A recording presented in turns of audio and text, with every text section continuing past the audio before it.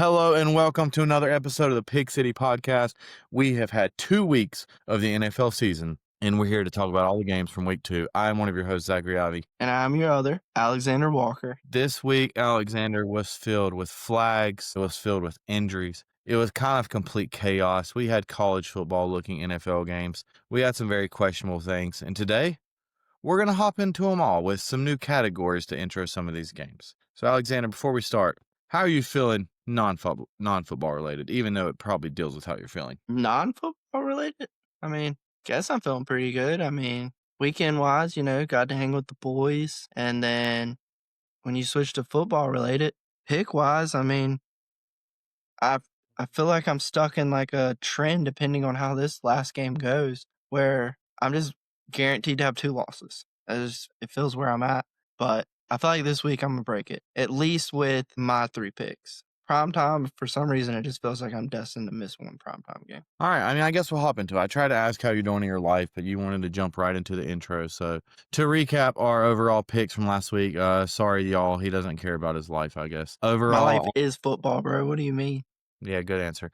I did go 1 and 2. I had the heartbreaking, most confident pick I've had. We will get to with the Broncos not covering against the Colts, and then I was just on the wrong side of the Steelers. That was a bad pick from the beginning. I own that one. The Colts Broncos one I'll talk about later. And then Alexander, your only miss was your love, admiration, and care for the Jets, who got absolutely humiliated in front of the Bills. It looked like a high school team facing a D1 team. We'll get into that game as well later, but those are the big misses. We both were wrong on the Vikings. I'll be honest with y'all, I actually had a slip with the Falcons early in the week, but then the news came out JJ had the baby, and I'm like, there's no way he's losing after just having a kid, and that's on me. I believed in the power of fathers, and I should not have done that when it comes to football. So, and then as he spoke about, this last game is currently going. We both did pick Tampa Bay, and so if the Chargers win, we will.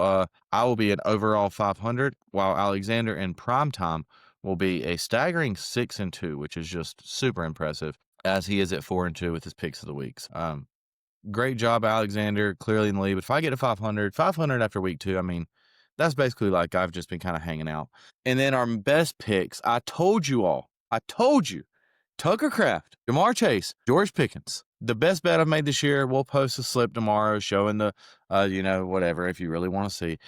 Alexander also just had his pick right in this game where Keelan Allen scored a touchdown. And so that's enough jumbling from me. Alexander, any thoughts on just the overall takes from your picks before we really get into these games?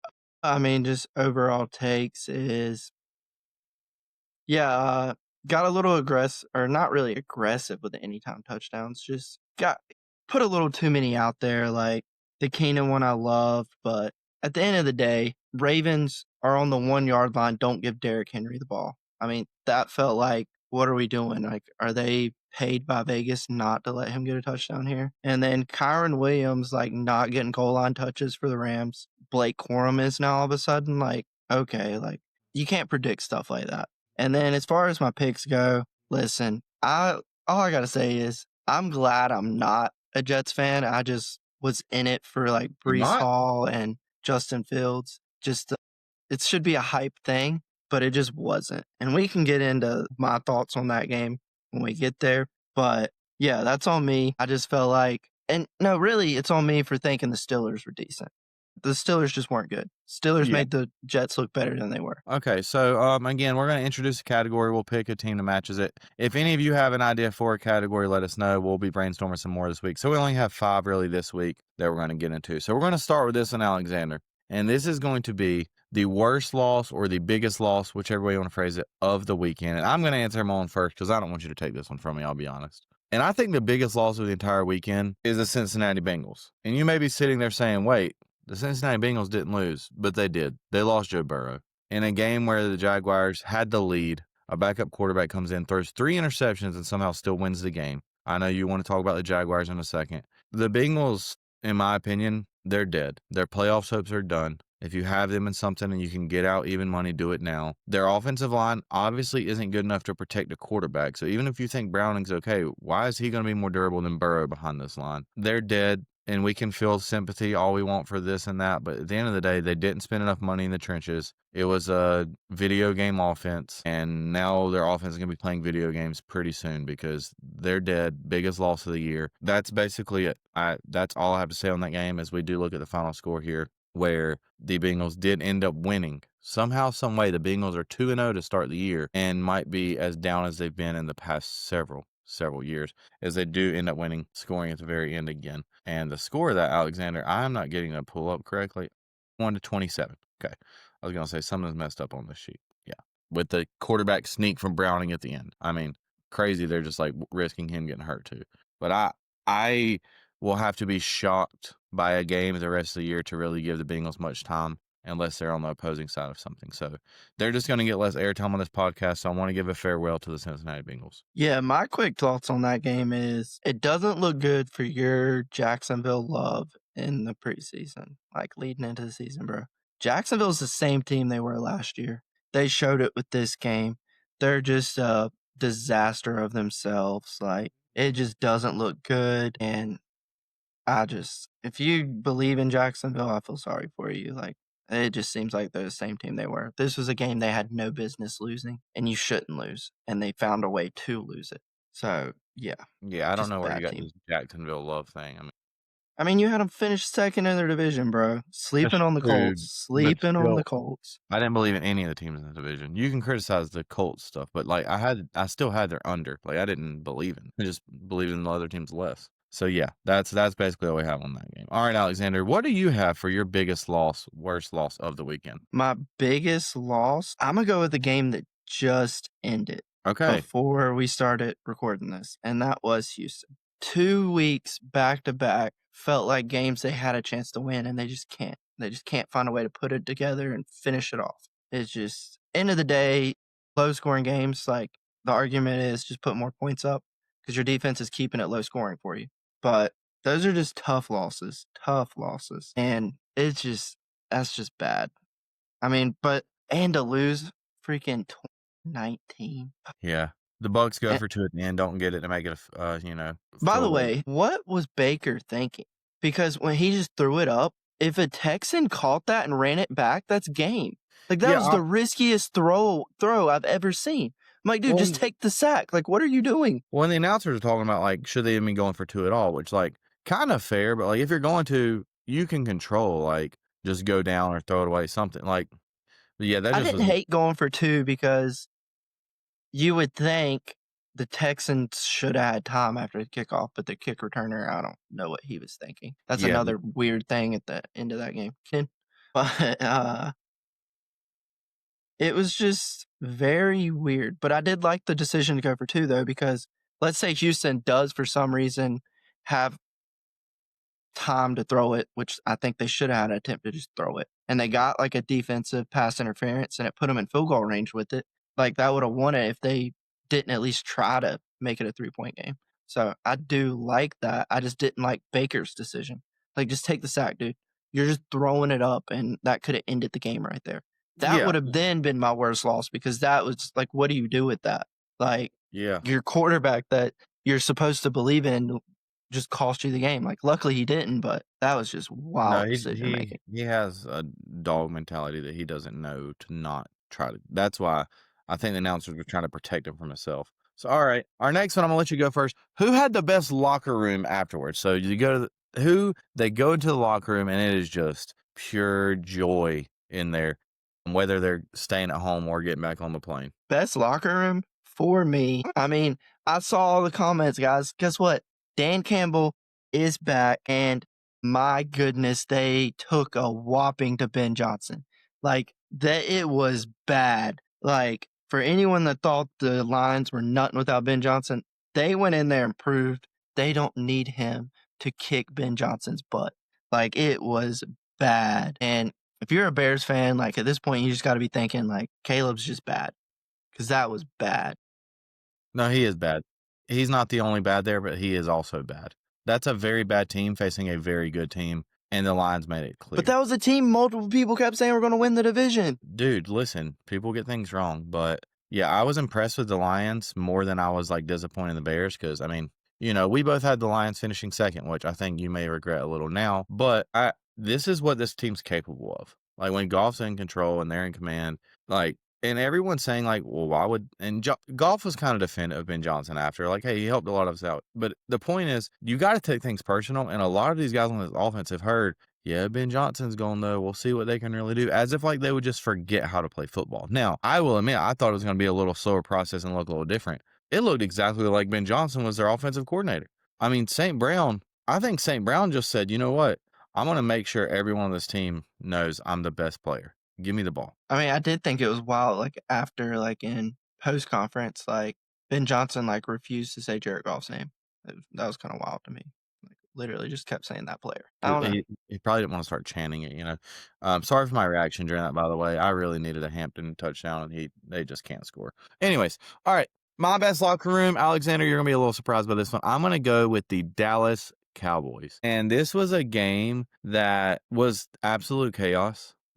It seemed like there was more penalty flags than plays in the game, but also there was more Russell Wilson just launching the ball in either being one of the worst picks to end the game or Malik Neighbors making just his best Odell impression over and over.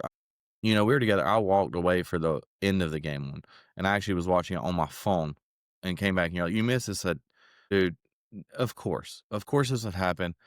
But I was kind of happy the Cowboys are going to lose, and then somehow they come back. It was back and forth. I don't even know how to describe this game, but the best locker room is Jerry Jones standing there celebrating with their head coach, his first win as a head coach. Listen, I hate the Cowboys, but head coach getting their first win.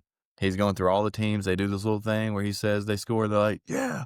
And Jerry Jones just smiling ear to ear. We'll get to the game in a minute where he might not have been too happy about, but he's just like, yeah. We can win a game in the NFL when everyone else thinks we stink. We'll just outscore them. And they ended up winning this, Alexander, 40-37 overtime. And my other takeaway from this is Brandon Aubrey's the best kicker in the world. Although I was told check his home and away splits, but at least in Dallas, Brandon Aubrey might be the best to ever do it. It looks effortless. Like, we were watching together. There was zero doubt in my mind. Like, he's going to kick anything. They settled for like a 64-yard field goal. And they were just like, yeah, he's got it. We'll just line him up. Like, what is that? But anyways, if you have any comments on that one, I just think Jerry Jones probably was like, yeah, all these people hating, and look what happened. We won a game. Like, what were we hating? You won a game you should have won. It shouldn't have been close. Giants are supposed to be the worst team in the conference or division. Like, we saw the Giants last week. They didn't look competent. This week, it was still a weird game. Until the fourth quarter, it looked like neither team knew what the heck they were doing. But all of a sudden, they just exploded. Like, Russ finally was like, oh, dude, I have Malik Neighbors. Like, why don't I just get him the ball every time? Like, I'm surprised it took him that long to figure it out, honestly. Like, it was just a wild game. And then that game, like, I lost interest when you were literally cheering for a George Pickens touchdown that essentially ended up being how they won the game because he scored a touchdown because it allowed the game to get back top. Yeah, actually they took the lead, I think, and then Giants tied it with a field goal to send it to OT or something. Or no, yeah, no. The Giants then took the lead, and then somehow the Cowboys tied it. Yeah. With Brandon Aubrey. Yeah, I was very mad at the moment. That's fair, as I would have been, but I didn't know we were doing that on this pod. That's fine. All right. It was on this pods when you told everybody to bet a Pickens touchdown, bro. And I made them money. I'm not going to apologize for helping people. Sorry. Yeah. Okay. All right, Alexander. Biggest outlier. You want to go first? You want me to hit this one? You can go first. We've been doing snake. Okay. What'd you call me? Biggest outlier. I'm going to say, you know what, Alexander? This fan base is going to keep calling me a hater. And I'm going to go with the Seattle Seahawks. All right, look, I've been being told this Seattle defense, man, you got to see. And they made some plays. I'm not taking that away. Calvin Austin cost the interception in the end zone. Go back and watch. I know people hate on Rodgers and they're like, oh, it's never his fault. It literally was not his fault. He gives up the play. They get a turnover. What could have been a touchdown is now a pick. That's 7-point swing right there. And then Caleb Johnson, we should have made a new category, worst play of the year, maybe worst play of all time. There's a kickoff. It hits his hand. He just leaves it, just doesn't go touch it. How do you give up a touchdown when you're the team receiving the ball in a kickoff? Completely swung the game. Felt like it was absolutely just a horrible decision there. Seattle ends up winning 31-17. And that was just, in my opinion, just the absolute worst thing that could have happened. And I think the reason it's the biggest outlier is you kind of hinted on it. I think that game was more about the Steelers and the Seahawks. Yeah, I know I'm a hater with the Seahawks. That's fine. The fan base can hate me. It doesn't matter. Had you last in the division, maybe you don't finish last, but you're not good. And your defense is better than I thought. But that was awful. 2 players causing that game. Calvin Austin, Caleb Johnson, despicable. Yeah, that game was just very wow. The score to me doesn't really show how close it was, I guess. But at the same time, like neither one of those teams really like impressed me that much. Like, and then like just that game in general, like for like just let's just talk Seattle. I can't figure out the running back situation. Like They as a can't guy that either. plays fantasy football, like Charbonnet has the most snaps, but then somehow Walker freaking outperforms him. Like, and then the first week it was Walker with the most snaps and Charbonnet outperformed him. Like, I guess you just need to be the one with the least amount of snaps in their game plan for the week to be productive. I don't know. It's just wow. And given I believed in the Steelers and their offense after last week, obviously the Jets defense can't catch a cold. So maybe I need to readjust that as well. But the one positive, if you are a Seahawks fan, is your offense could figure it out. I think they just don't know yet, and at least they're figuring out with getting some wins in the win column. So I guess there's that. I don't know what that offense is. I don't know what they're trying to be either.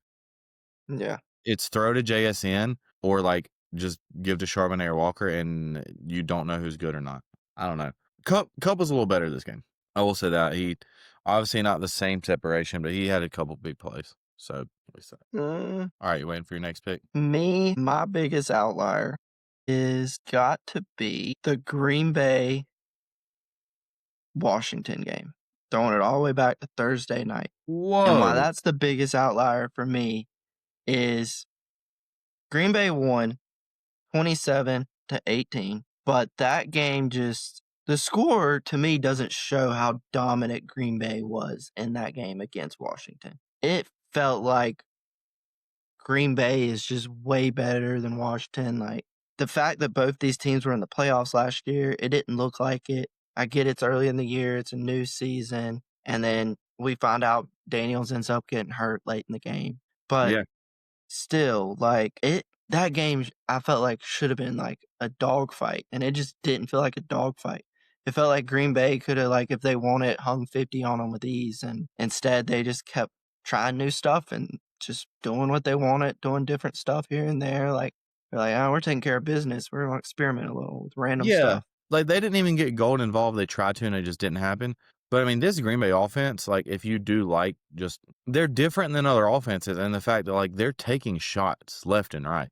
Now they didn't hit on a lot of them, but they didn't really need to. They were like you said, they're just kind of like, yeah, like let's just go for it. But I mean, I do think there's been a little bit of an overreaction. Like obviously the Packers are good. Their offense can be very good. Their defense is good. There's people talking that like they're one of the most complete teams in the entire NFL, and I'm just not there yet. Although I do believe in Jordan Love, I don't know. Yeah, I get what you're saying a little now, that those teams are actually a bigger difference in their score, but watching it, it felt like it was over from the beginning. All right, Alexander, now we're going to talk about, if you know the word stands, these are people that are not just like they kind of like it, but they are just a stan of a specific player or team, and specifically more players. So is there any player standom that you see that is just smiling so big on this Tuesday, Wednesday, Thursday, Friday before their team plays again? To me, the stand-on that is probably smiling the most, it's got to be all the guys that still kept riding with Daniel Jones after it didn't work out. Dude got his shot with the Colts, and he looks good. Man, he's just balling. They win it. They freaking took it to Denver. I mean, they got a penalty to end up helping them win it, but still, a win's a win. At the end of the day, he did what he needed to do to keep him in the game. Like he's playing a clean game, like looks very smooth in their system. And at this point, I'm starting to question how the heck did they make it seem like this was a quarterback battle all through preseason? Like, is Anthony Richardson actually better than we think he is? Or No, was it really not a battle and they were just trying to get people to try to trade for him? I think they were trying to make it seem like it was a choice because Anthony Richardson is getting paid a lot and was a top 5 pick. And so, like, he gets the benefit of the doubt. But it's like, at the end of the day, they knew who they trusted more. And Steichen, they had a couple of weird things here, but I fully expected to come on this pod after the missed field goal. I had a little celebration, I ain't gonna lie. And then the flag extends and they make it. But I will say I expected to come on here and say ultimate respect to the Colts. I'm glad my pick was still right, but like they impressed me. Jonathan Taylor looks as young and spry as he ever has. I don't know how a dude with that many miles can still just run, but they're going to be competitive, and they're now. I don't think it's an overreaction. I don't think this would have been a good pick for biggest outlier because they're legit a fringe playoff team. So, and again, they beat the Broncos 29-28 at the end. So, the Daniel Jones, you're right. And there are some of them. Listen, y'all, there really are some Daniel Jones people like, it's not a fair chance. It's the Giants. It's terrible. So, yeah. Hey, they're leading their division right now. And the team that we thought was going to win the division is 0-2 right now. And they're sitting 2-0. Yeah. I mean, I still would, I might actually, remind me after this, I want to actually see the Texans odds on the division. Because if it's juicier than it was initially, I might double down on that. Because I still think they'll be, man, staying on the spot on the biggest. You know what? This is going to be a really, really weird one, and you might not let me out of this one. The stand spot on the biggest. We're going to head to the Atlanta and Minnesota game, and that is going to be because the stand spot on the biggest is the Sam Darnold stands because who never gave up on him, and they're saying, Minnesota, what are you doing? You're really getting rid of a guy that you won 14 games with for this rookie who looked like he's never played football. The Falcons win 22-6 against Minnesota, and J.J. McCarthy last week for 3 quarters looked like he had no clue, and then the fourth quarter was amazing, and it's like, oh, it's J.J. McCarthy. This entire game, their offense looked lost. KOC, this offensive mastermind super genius, looked like he was getting absolutely destroyed at every second. JJ's making bad reads, making bad throws. Justin Jefferson catches the ball middle of the field, somehow doesn't score, gets tackled. I don't know what the Vikings' future plans are. Obviously, the sad news of this and why it feels a little bad is JJ is going to be out for a few weeks. Maybe he's genuinely hurt. That is very possible. I wonder if he'll heal a little slower given it looks like he's not close to being ready to the speed of this game. I don't know what it is. The Falcons don't have a powerhouse defense. The Vikings offensive line is not great, but I'm just saying, if we're all being honest, Sam Darnold gives them a better chance in that game. And I know it's not just like one game determines JJ's career, but the Sam Darnold fans got to be looking at that box score just saying, hey, not always brighter on the other side going younger. And so maybe that's a little corny answer for how we got to that game, but I had to bring it up because that is a dark, dark night that I actually was debating that with our next category, but I went ahead and hopped to it there. So, yeah, I know you're huge on the Vikings, so I'll let you talk about it. The Vikings look the Falcons look pretty good overall. I do think London was recovering a little. He wasn't utilized a lot, but Bijan Robinson. Bijan. He wants to be called Bijan. Even though it's Bijan, his mom, grandma call him Bijan. He said, no, I want to be called Bijan. I like it. Everybody calls me that now. So we're back to calling him what we always called him. But shouts out to Bijan Robinson. He's just elite, just talent-wise. Yeah, this game was more about the Vikings to me than the Falcons. Awful performance. Now we got Carson Wentz playing quarterback against Jake Browning. That's what the NFL is in 2025. Yeah, that game was just a boring, miserable game on both sides, honestly. And then the fact that the score ends up being, 2 possessions difference speaks more to what JJ couldn't do. And I still believe in what the Vikings can do, but I also think there is going to be moments where there's growing pains. Every rookie quarterback tends to have some of those moments. And it's just the fact that JJ's are popping off a little bit more because you didn't do nothing week 1 until the fourth quarter. And then this game, you just didn't look good hardly at all. And it's just got to figure out something. And I don't know where it's going wrong. I mean, granted, maybe you chalk it up this week was he was at the hospital with his wife the whole time. Don't play. And he didn't get any sleep. And yeah, maybe he shouldn't have played. But then does that look bad? Like you're a captain. Yeah, sorry, boys. I get that I've already had the kid, but I'm just not going to play. Well, he's going to have time with him now because he's out, 3 to 4 weeks at least? Is that what they ended up saying? That's not an official report, and we'll talk about more in the preview of Carson Wentz at the helm. If Kevin O'Connell comes out and Carson Wentz is just dicing people, I don't even think that's a horrible thing for JJ. It just shows he's not ready mentally yet. But I don't know. I don't This know. could be what Carson Wentz needed. Just a chance like this to prove he still got it. I mean, you're right. Maybe Carson Wentz stance will be our next choice for that game next week because we're going to have Vikings-Bengals, I believe. And those are the two teams I feel the most different about this week than I did before. By the way, watch this Jakobi Meyers play. He just hit a spin move 7 times. What? Actually, though, another thing with this game, Jordan Mason stock up. Aaron Jones hamstring injury. Oh, I didn't know how severe it was. Oh, I mean, look, it's a hamstring injury. They say he's at least missing next week. let me I clarify mean, this for the Aaron Jones, Jordan Mason thing. Why do you have the ball at the goal line and you're not giving Jordan Mason the ball? I don't know. I don't know. I feel like this week was coaches trying to like Put new get stuff on cute and film so they're outsmart not. the other side, put something new on the film. Like, because it goes back to the Ravens. Why is Derrick Henry not getting the ball on the 1-yard line for the Ravens? Yeah, it's like they were just playing with the Browns. Like, hey, watch, we're gonna do other stuff. Yeah, we want to try something different. And then Maybe like just the put other Rams stuff game, on like film for other teams. Kyron Williams, like that's been his bread and butter inside the 10. And then you just put Blake Corum out there. It's like, all right, we gotta get some Blake Corum stuff out there. Like, Yeah, maybe they were issued a statement from the league like, hey, the most two bet player props this week is Kyron Henry. Like, might have been Lamar's punishment for just shoving a fan and getting zero repercussions. Imagine if you had like a play that would work like instantly from the 1-yard line. And that brings me to our next category, Alexander. And that's the worst night. And my pick for the worst night, sorry if I'm going out of order. I kind of lost track of it. Segue. My pick for the worst night is the Kansas City Chiefs, who lost 17-20 against. I don't really know what to say other than like they've got to at least be a little nervous. Maybe not because they're not used to it. Again, every year that Mahomes has been a starter for this team, they've been in the AFC Championship. Not just won the division, not just made the playoffs. They've been in the AFC Championship. They're 0-2, Alexander. This is not like they'll be fine. Maybe. Well, Rice comes back in week 7. Well, you got 4 more games without him, and when he comes back, is he going to fix the problems? We were getting a little frustrated at the beginning. I was trying to be patient, but Mahomes, did you know Mahomes is on pace? I heard this on a show today. He is on pace to rush for 1,000 yards this year. wait, really? That's how much he's had to run. When he's having to generate that much offense, like, it's not good. Not to mention, your superstar tight end, I'm going to be the mature person to not do the celebration he was doing, but he's doing all these antics. And, like, I'm not even trying to hate on Kelsey.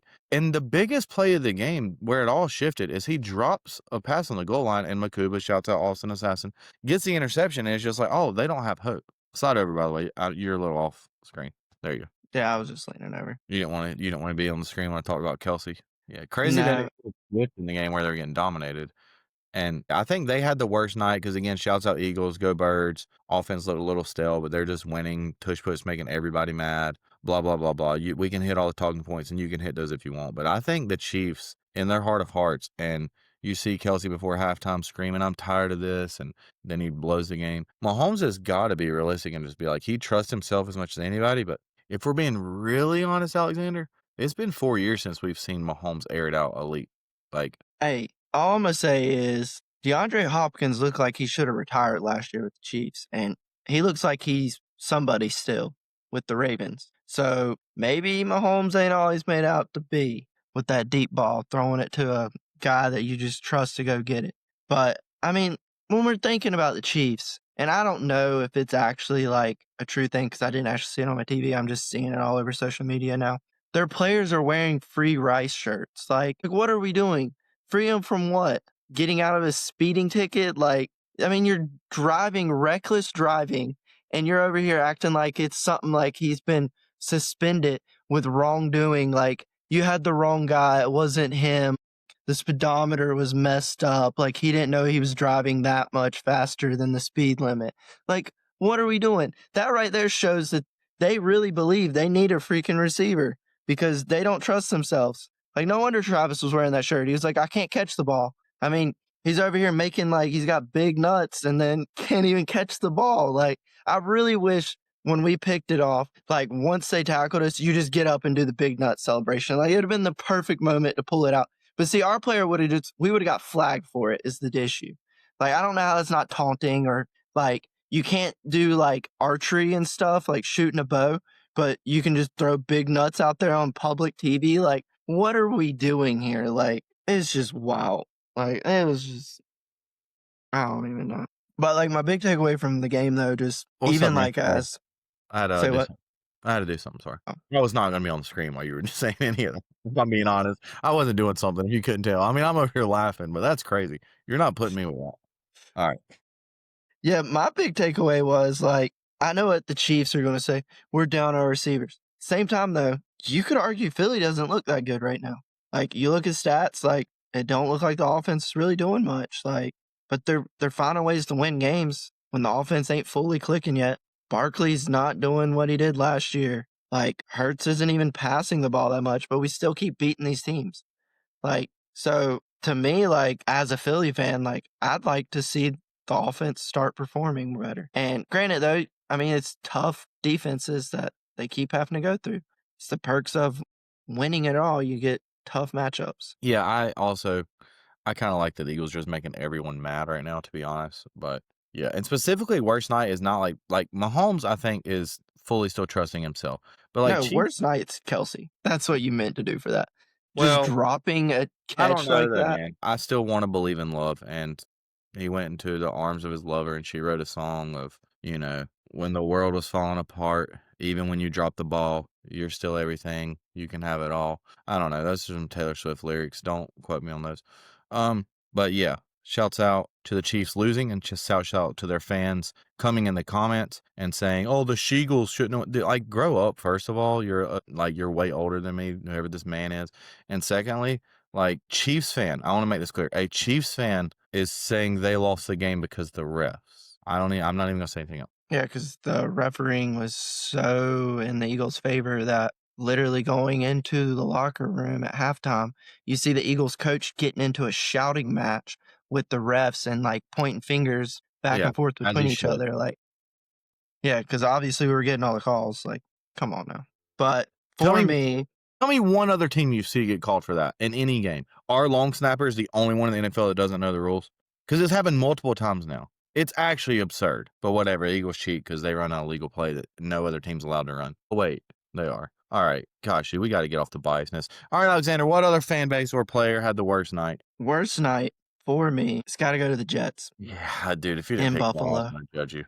Like, honestly, I was kind of hoping you picked it, and then I could just kind of No. comment and ride your coattails, but you kind of left it for me, and I don't appreciate that, honestly. But yeah, and to me, it's to the Jets in general, and it's because you kind of touched on it. It looked like it was a high school team playing an NFL team, and the main reason it looked like a high school team playing an NFL team is what was the like offensive play calls to start the game for the Jets. Like, they kept running reverse plays to try to get something going early. Like, what are we doing? Last week, what kept you and got your offense going was you established the run game. And then you come out and you start trying to do trick plays right out the gate. Like, what are we doing? Like, don't get cute, because then you put yourself in like 3rd and long. And then when you get in 3rd and long, then you got to pass. They know you're passing. And then you're asking Fields to try to make throws, but then he's getting blitz and stuff. And then Bosa's just finally making an impact. Looks really good. He didn't look good at the very beginning of the first game for Buffalo because he was letting Lamar cook him. Then he started figuring it out, started getting into a rhythm. Yeah, forced And turnovers. That's all you got to do. yeah, looked very good for him. Yeah, the Jets, like, I don't know. Like, I just don't understand how you last week were so run focused, and then this week you started trying to get cute, and then you had to throw out your whole thing of what this team is literally kind of said they were going to do that they didn't do last year, and they said that was a problem. They didn't run the ball enough. And then you just come out and you don't really try to establish the run game, and then you end up having to try to do what you did last year, and it didn't work for you. Yeah, I'll clean up the analogy a little. It honestly felt more like a really low, low tier college facing like an Alabama where they start out doing reverses and like a fake punt throw or something. Like, it wasn't that extreme, but it felt like, and maybe this is just true, it felt like the Jets thought we're so overmatched, we're going to have to play trick ball to win from the beginning. I mean, and you're not alone. There was a lot of national media saying, like, after last week, hey, like, Breece Hall looks good. Like, we don't know how good the Jets are defensively. They may not win a lot, but their offense at least is going to move the ball. And it looked like the same thing. And now Fields is in concussion protocol. And we know how it is in the NFL. Maybe he's fine to play next week, but even if he has to miss a week, it's just so frustrating. Like, I couldn't imagine being a Jets fan. Oh, yeah. And then, like, for the ones saying, like, it's Fields, like, Tyrod came in that game, and he wasn't able to score until the very end against Buffalo's backups. Like, when the starters were in and he had to come in, he still couldn't move the ball. Like, it's the offensive play calling. You got to cater to your team, and instead you're trying to change your team identity, and then you end up putting yourself in bad situations that's not going to work for what your team's built around to do. Listen, he's going to be back Like, on. you You next can't week. get behind the sticks. Just stay ready for the preview. He'll be back on as soon as Fields is cleared, he's back in on the Jets, I guarantee it. But, yeah, that was a brutal Mm, loss. That game looked awful as they lose 30-10, just, a shellacking, and honestly, it would've been Josh worse. Allen fantasy owners, they probably were the only ones that were like, "Really?" Because in our main league, I do have him, and it's like, he didn't even score. The Bills coulda scored 50. Alright, so that's it for the categories, so we're gonna kinda touch on the other games, Alexander, and we briefly mentioned them, so let's go ahead and clear out the 4 o'clock slate, and that was the Carolina Panthers facing the Arizona Cardinals. The Cardinals win 27-22. I thought this game was over. This is actually the game I missed the most of because the last, 7 minutes, I just thought it was done. Kyler threw this insane random pick, and then somehow the Panthers had the ball back, and I'm like, "Wait, what went on over there?" And your dad's like, "Yeah, they got the onside kick." I'm like, "Wait, teams can get onside kicks still? I thought that was like a 0% chance of happening." Yeah, they just kick it off the Cardinals guy, they get it, they go down, end up score and then they don't win in the end, and the Cardinals don't cover, but either way, is there anything you wanna highlight on this? This game showed me why I believe in Kyler and why I can't trust Kyler. That was really my takeaway. He makes spectacular plays and then idiotic plays. The Panthers are horrible. They're one of the worst teams in the league. They might be worse than the Saints. They really might be. My takeaway from this was Arizona is lucky to be 2-0 while playing 2 of the worst teams in the NFL. He plays on your schedule. And no, I'm saying they're lucky to be 2-0. Like you said, they've shown the moments. But Oh, then for some reason, it's just like they can't put away bad teams. Like when you get to playing better teams, what are you gonna do? When you have those moments, it's all of a sudden the game's over because you just ran out of the magic that was happening for like a couple plays apparently a game. Like, I don't know, they gotta figure out something. Like, it don't look good right now. Like, if I'm a Cardinals fan, I'm concerned. Like, I get it, you're 2-0, you're happy to be 2-0, but I'd be concerned that the fact you ain't been able to put away bad teams and you're letting them hang around. That's kind of scary. yeah, they got And about two that's, and a I half guess, good is kind quarters. of on the defense, but at the same time, your offense has got to put this away. Like, Kyler Murray is supposed to be the guy, and he's out here making boneheaded mistakes, not able to put the game away on offense for you. Yeah, I don't think there's either of those teams deserve much more of our time, but the Cardinals are 2-0, so they win next week, tougher matchup, we'll be a little more impressed. The Chargers are trying to let the Raiders somehow back into this game. I don't know what's happening, but whatever. I need full transparency. I need 4.2 points from Genty to win in a league, so that's the only thing I'm focused on here. All right, Alexander. Next matchup, we had the Cleveland Browns, Baltimore Ravens. The Ravens, after losing a heartbreaking game last week, blowing the lead at the end when they're up 40-25, come back and dropped another 40 bomb, 41-17 against the Cleveland Browns, who we saw Dylan Gabriel throw his first NFL touchdown, gets in at the end of the game. Judkins makes his debut. Looked pretty good running the ball. Simpson still involved a little. He had a touchdown as well. This is just the AFC North feel to this game felt like it was happening about, halfway through the second quarter. It was like, is this headed for trouble? Even going into halftime, a little bit of what's going to happen? And then the Ravens at halftime said, we are the Baltimore Ravens with Lamar Jackson. They are the Cleveland Browns, and they don't have anything close to us. And in the second half, they just ran away. Yeah, this game was just wild from the standpoint of ended up being 41-17, and that's with Derrick Henry basically doing nothing. Like, I don't know, is like Derrick Henry like It was 10 to dealing 3 with an at injury or something? Like, I don't know. Like, it's just wow. Like, he couldn't get anything going, just wasn't really utilized. Or is that like his punishment for fumbling the ball last week? They're like, you know what? You're Yeah. not getting much usage next week. I think that's why he didn't get the goal line touches, honestly. He probably told them himself, the one thing you can take away from me is take away an obvious touchdown situation because that's going to hurt me more than anything. And maybe that's accountability. I called him out for it, so I don't know. Thanks for Yeah, listening. but I mean, outside of that, like Lamar needs to start getting respect when it comes to passing the football. The Okay. dude looks amazing. And I think people overlook, they just think he's just this running quarterback. But he has some of the best passing stats there is in the last, 3 years, maybe 4? Like, it's insane, his Well, passing stats. if you're just saying passing yards and touchdowns, I guess.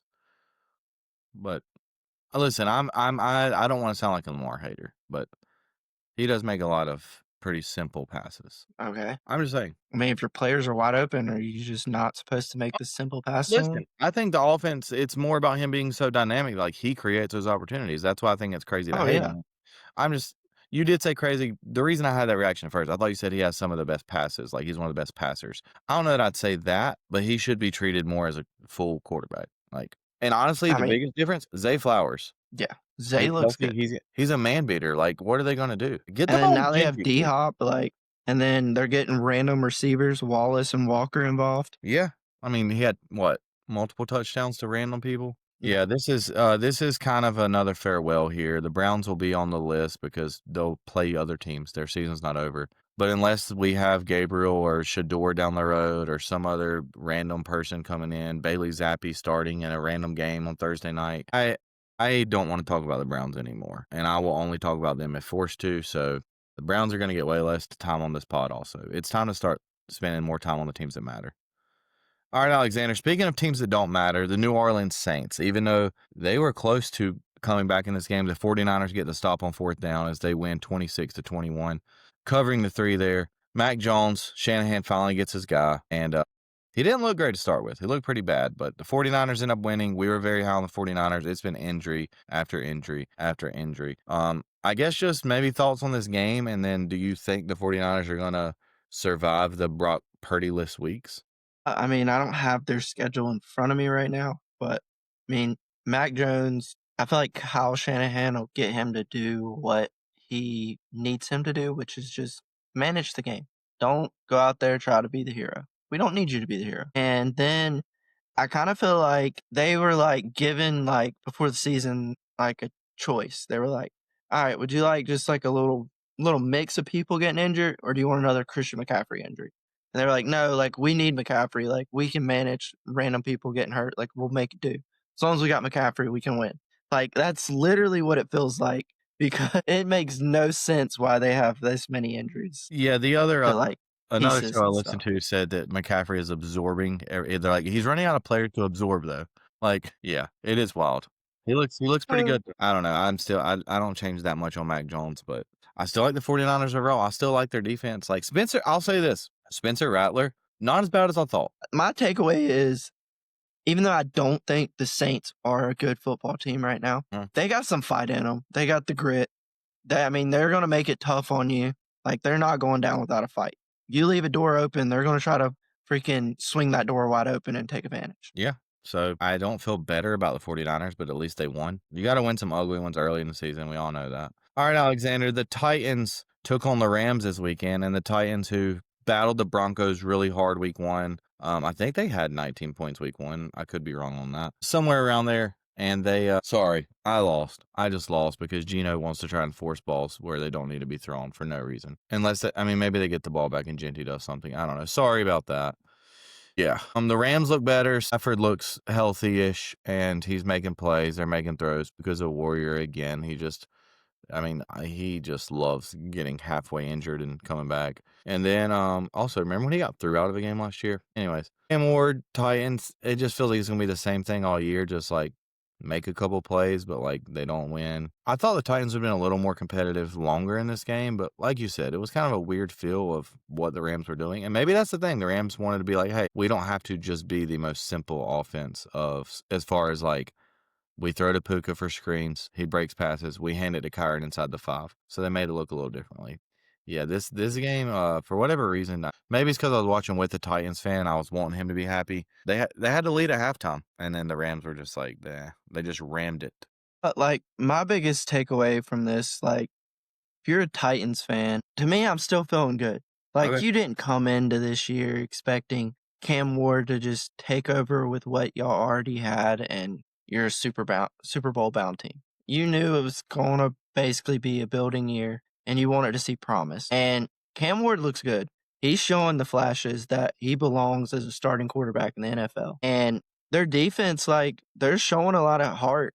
And this game was closer than many probably even thought it would be. And I get the score doesn't make it look as close, but I feel like it was like super close until like the final like so many minutes. Like it definitely like in the fourth, I felt like was still like a ball game. Like Titans still possibly had a chance. Yeah, Rams outscored them by 10 in the fourth, 13-3. So Yeah. So, like, that's to me, if I'm the Titans fan, like, I'm happy with. Like, you're seeing what you wanna see, I feel like.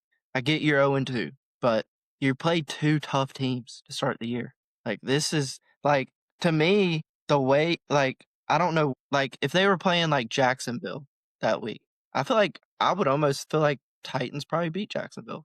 That's a division rival. you're trying to bait me here. I ain't falling. But Speaking of takeaway for me for the Rams was they said it before the game. There's multiple reports. We're going to get Devontae Adams more involved. Hey, they did it. Props to them. But to me, as a guy on the outside looking in, I might would be concerned. Like, is he already complaining in your locker room that he didn't get the ball after week 1 enough? Like, that your coach has to come out and make a point before the game to reporters, like, yeah, we're going to get him involved. Like, is he being a diva already? Like, we had to feed him the ball. Like, he was already starting to have little meltdowns. Like, I don't know. That that's just my quick thoughts on it because I don't understand why else you would do that. Unless you just want to come out and say, "Hey, we can tell you what we're going to do, and we're still going to do it." yeah. Because outside of that, like, it doesn't make sense to just come out and just say that. It was almost like they were trying to Well, please him. I think he was also asked about it. He didn't just voluntarily say, "Hey guys, by the way." Like, yeah, Still he just just saying something like that's just wow. I don't know. I mean, yeah, Bad look to me. he could have went coach speak and said, "Well, we'll see how the game plan is." But he's like, "No, we want the ball in his hands. We brought him here for a reason. We paid him a bunch of money. We still believe in him. Of course, we want him more involved." I mean, Yeah, it sounds like something you say to a receiver that expects the ball all the time. yeah, but I mean, it's not like Puka didn't get it. Like, Right, but another concern is I swear Puka gets hurt every game. Like, at what point, like, is too many almost concussions too many? hey, Like, I really want to know like what they're using to check for concussions on the sideline. Because I swear this dude has concussion every game. I don't think He he gets gets checked for concussed. him every game. I think he just Like, gets he figured out a little hack. If you just show blood, they take care of patching it up and they forget the like concussion. I think that's what happens. but But I mean, other than that, like Rams look good. They're 2-0, yeah, and huge matchup next week. yeah. So yeah, All right, I feel like last both teams out of that Oh my matchup god. should feel very good. Okay. Last matchup here. And 4 minutes left, and I'm still in need of some Gen 2 points. So if I have a crazy reaction, I apologize, Alexander.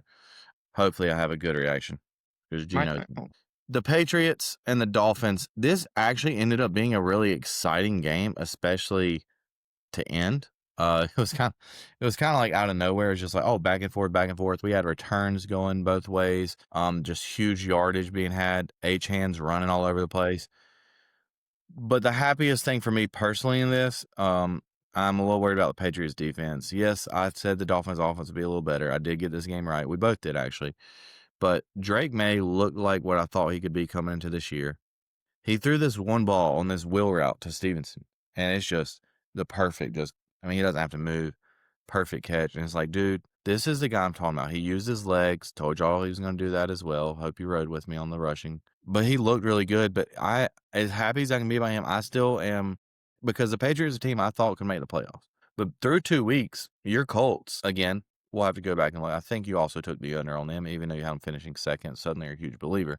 But anyways, the Colts should look better than the Patriots right now. And if we're talking like for that last playoff spot, that's the type of teams I'm looking at them. And their defense they're giving up too many big plays. They're messing up too much. As we're watching the Raiders here tonight, I just look back like, how did this team kind of move the ball down the field against you? Given Gino's made some bad decisions, like, I don't know. Is the Chargers defense really that good? And that's the thing early in the year. We always compared this to that and this to that. But I'm a little more nervous about the Patriots than I thought it would be. I thought this would be a little bigger of a win for them, but it wasn't. And so, yeah, any closing remarks on that one as this last game is about to end? I mean, like you said, like you'll have to look back. Like, dude, I took the over on the Colts at 8.5. Like, I believe in this Colts team, Okay. and to me, the Colts made Miami look silly. I get Miami had a players only meeting or whatever, but I don't think Miami's a good team. Like, so to me, I think it means maybe the Patriots aren't that good of a team. I mean, a win's a win, end of the day. But also at the end of the day, Tua, like, looked like he was finally like, oh, he looks like he might be the old Tua. He's making the right play. And then all of a sudden he just keeps having these moments. Like, where are you throwing, dude? There's no receiver there. Like, come on, man. Like, You just can't make dumb decisions, especially at the end of the game. Yeah, but I thought I mean, he might have been trying to force it a little there, but I thought he actually played a really good like, that's a Tua game. They just don't have a defense at all. Yeah, which is why, like, to me, like, yeah, Drake May had a good game, but he should have a good game. That defense isn't good. So, like, why didn't we get Henderson more involved? I They're just get not using Henderson Stevenson enough. had a really great game, and I guess maybe that's what they're gonna do. Just hot hand. Whoever gets it going first is gonna be the guy they ride with. No, I they're don't just know. not using Henderson much at all. I don't know if they're just slow playing it or what, but yeah. But yeah, I mean, a kickoff return for a touchdown in this game is basically what decides it. Insane. Yeah, special teams. Another week where special teams at least make games more. So this game, we don't have the official final score, but the Raiders are going to lose. I'm probably going to lose in fantasy. Sorry for y'all riding with me with that. Maybe I shouldn't pick Genty, but all right, that's my own personal thing. So Alexander, any closing things you want to say for any of these teams you want to call out? Any regrets you have? Just any final closing thoughts as we kind of end this somber nightcap of week 2 review, recap, whatever it is. But no, like we kind of talked about everything in between the games and everything. Just like my closing remark is injuries. Or I feel like they're higher than they normally are this early in the season. I feel like week 1, everybody was kind of healthy, and week Yeah. 2 was like, psych. Yeah. Very weird. I mean, honestly, like it feels like a week like if your team and mainly especially quarterbacks, like if your quarterback walked away from week 2 without an injury, you're like, okay, we survived the injury week that is going to take out like half the quarterbacks. It felt like. Well, let me ask you this, because this is something we'll address obviously more when we preview the games. Again, y'all subscribe Friday. We'll preview all the games. We'll have a Thursday night clip on Thursday. We'll go over every game Friday. They're seeming like in Washington, it's not a huge deal for Jaden Daniels. Like, how much do you feel like that affects their team in preparation? Because so much of their offense is his playmaking and his escapability. Like, I don't think that they're like a team that's like they can plug in the next guy. I mean, for them, I don't even know who their backup is now. I'll get you an official report right here. But yeah, I feel like they're making it out like it ain't that big of an injury. But I'm pretty sure it's like a knee, ain't it? Like something in his knee. Like They do have this him feels already. like it's I mean, everyone kind of were already saying it when he was making the stuff he was doing rookie season. Like RG3. I But it mean, was not it hopefully was they don't make the same oh decisions. my god. Like, they need to take care of him. Like, if it's something that possibly could progressively get worse, don't downplay it and act like it's just a minor thing. This game. Okay. Yeah. Yeah. They do have Mariota that will be under center probably. But I don't know what they're gonna run. I mean, you went from having Jaden Daniels, Austin Eckler, and Bill in the backfield to now Mariota and Bill. I don't know. It's a weird backfield. So we probably should have had a little more sympathy for those fans. Nothing against them, but we just focus on the Packers more. All right, Alexander, I feel good if you are. Thank you all for listening. We appreciate it. Keep telling people to listen. Every new follower or every listen we get every week is good. Appreciate it. Go Birds.